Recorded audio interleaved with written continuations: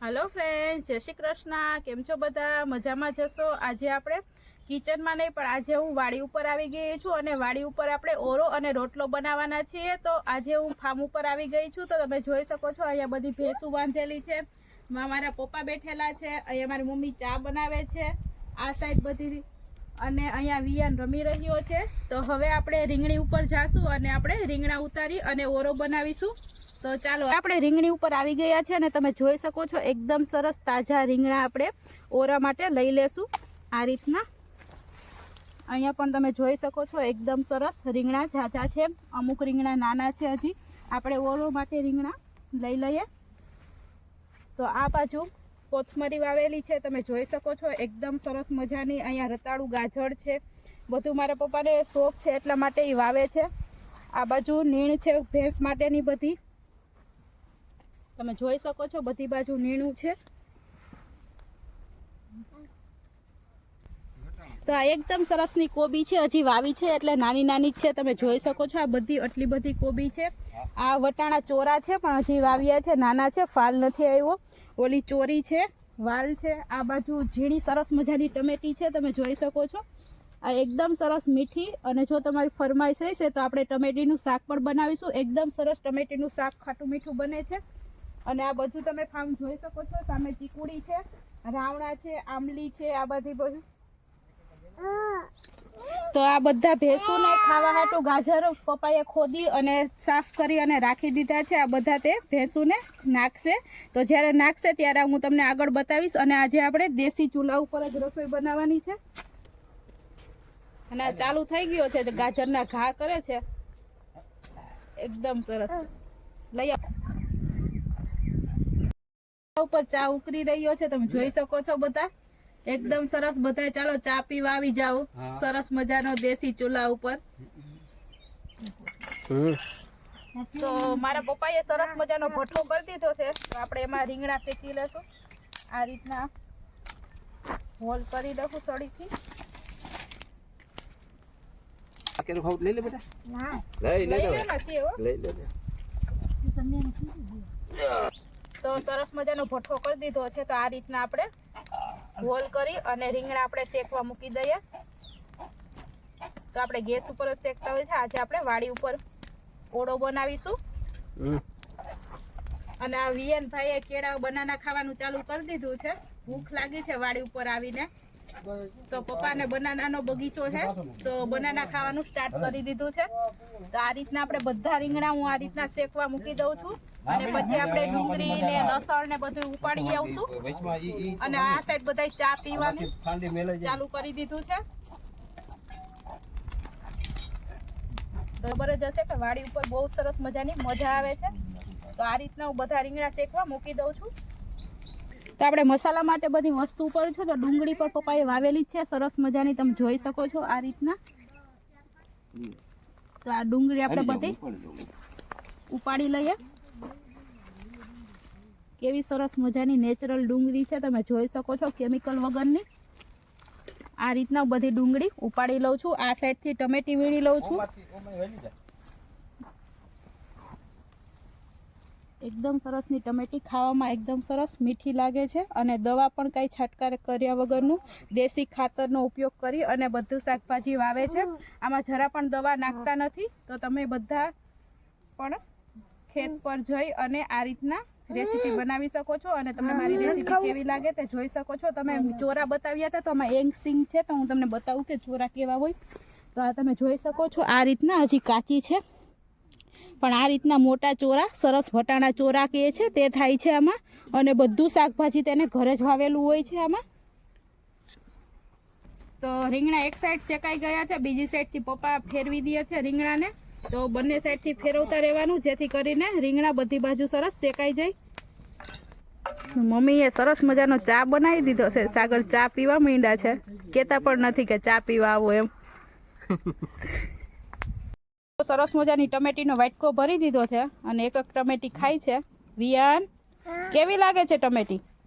સરસ છે। આ તો મારે અથાણા માટે ગાજર લઈ જવા હતા તો પપ્પાએ સરસ મજાના ગાજર કાઢી ખોદી અને ધોઈ અને સાફ કરીને લીધા છે. તો આ બધા ગાજર આપણે જુનાગઢ લઈ જવાના છે.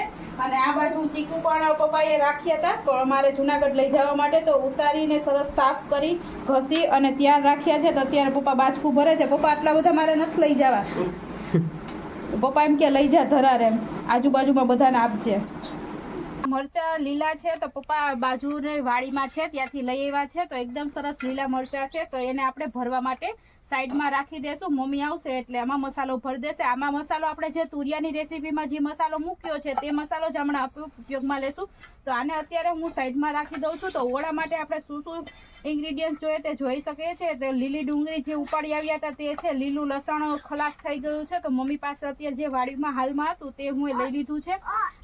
લાલ મરચા છે, આદુ અને ટમેટી મમ્મી લેવા માટે ગઈ છે. તો આ બધું આપણે જ્યાં લગીનમાં ઓરો છે કે ત્યાં લગીનમાં આ બધું આપણે ઝીણું ઝીણું કટિંગ સરસ મજાનું કરી લઈએ.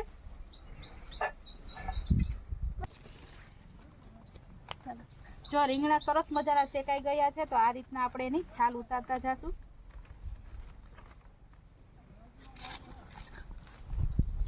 આ રીતના બધી છાલ આપણે ઉતારી લેશું.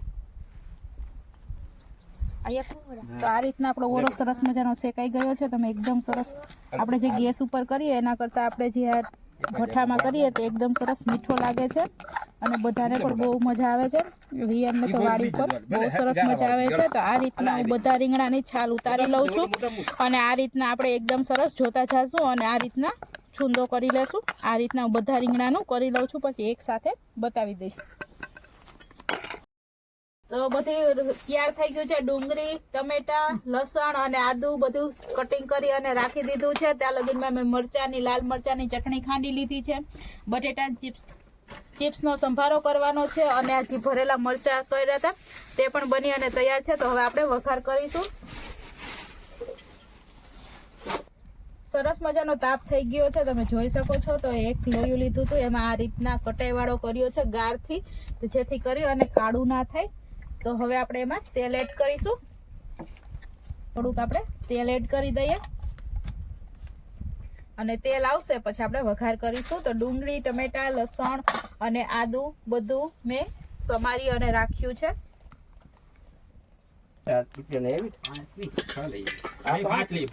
ચાલુ છે. તો તેલ આવી ગયું છે. તો હવે આપણે એમાં રાઈ એડ કરી દઈએ, જીરું, હિંગ, હળદર અને જે આપણે ડુંગળી અને કે મસાલો સુધારીને રાખ્યો છે ત્યારે આપણે એડ કરી દઈએ અને આને આપણે સાંકળીશું થોડીક વાર લગી, જેથી 50% એનું દૂર થઈ જાય.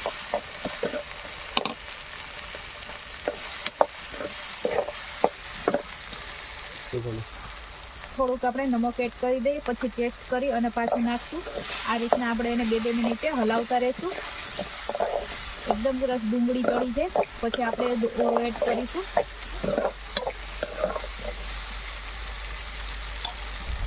તો આપણી સરસ મજાની ડુંગળી ચડી ગઈ છે. તો હવે એમાં આપણે લાલ મરચું એડ કરી દઈએ, ધાણા જીરું પાવડર અને હવે આપણે જે ઓળો જો આ રીતના બનાવીને રાખ્યો હતો તે બધો આપણે આ રીતના મિક્સ કરી દઈએ એને. તો જોઈને પણ બધાના મોઢામાં પાણી આવી ગયા છે ને, તમે જોઈ શકો છો. આ રીતના એકદમ સરસ મિક્સ કરી લઈએ. જો બહુ જ સરસ મજાનો ઓળો આપણો બની તૈયાર છે. તો તમે ખાવા માટે બધા આવી જાઓ. અમે ટેસ્ટ કરી લીધો. તો હવે આપણે આમાં નમક એડ કરી દઈએ આ રીતના અને એકદમ સરસ આપણો ઓરો બની અને તૈયાર છે. તમે જોઈ શકો છો એકદમ સરસ ટેસ્ટ પણ આવી ગયો છે. આ રીતના હવે આપણે આને નીચે ઉતારી લેશું અને ઉપરથી સરસ તાજી કોથમરી આપણે એડ કરી દઈએ.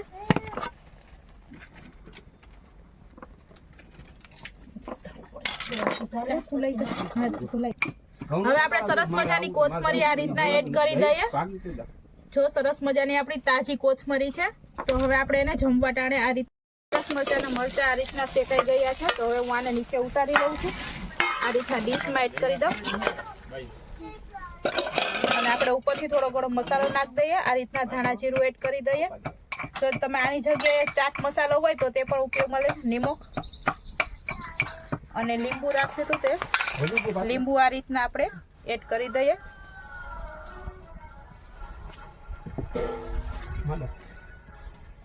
અને આપણે ઉપરથી દળેલી ખાંડ એડ કરી દઈએ.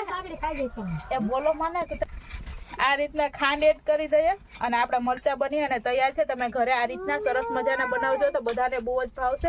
હવે જે બટેટાની ચિપ્સનો સંભારો છે તે હું વઘારી લઉં છું. તો બાજરાના રોટલા બનાવીશું તો મેં નિમક એમાં થોડુંક એડ કરી દીધું છે. આ રીતના લોટ લઈ લીધો છે અને આપણે પાણી નાખી અને આ રીતના મસળતા જઈશું અને તાવડી પણ મૂકી દીધી છે. આ રીતના ફેરવતા જઈશું. તો આ રીતના મસળીશું. થોડું થોડું પાણી એડ કરતા જઈશું. જાજુ ના નાખતા નકર ઢીલો થઈ જશે તો રોટલો થશે નહીં.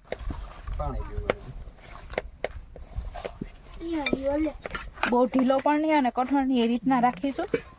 અને ખાસ કરી અને મસળવાનો જેથી કરી અને રોટલો બનાવીએ ત્યારે ફાટે નહીં. એકદમ સરસ મસળાઈ ગયો છે તો હું આમાંથી અડધો લોટ આ રીતના કાઢી લઉં છું. આ રીતના કરી હાથ પાણી વાળો કરી લો. આ રીતના ગોળ ગોળ રાઉન્ડ વાળી, આ રીતનો ગોળ પેળો વાળી, આ રીતના આમાં ગોળ હલાવી પાણી વાળો હાથ રાખવાનો જેથી કરી આ રીતના ગોળ ગોળ ફેરવતા જશું.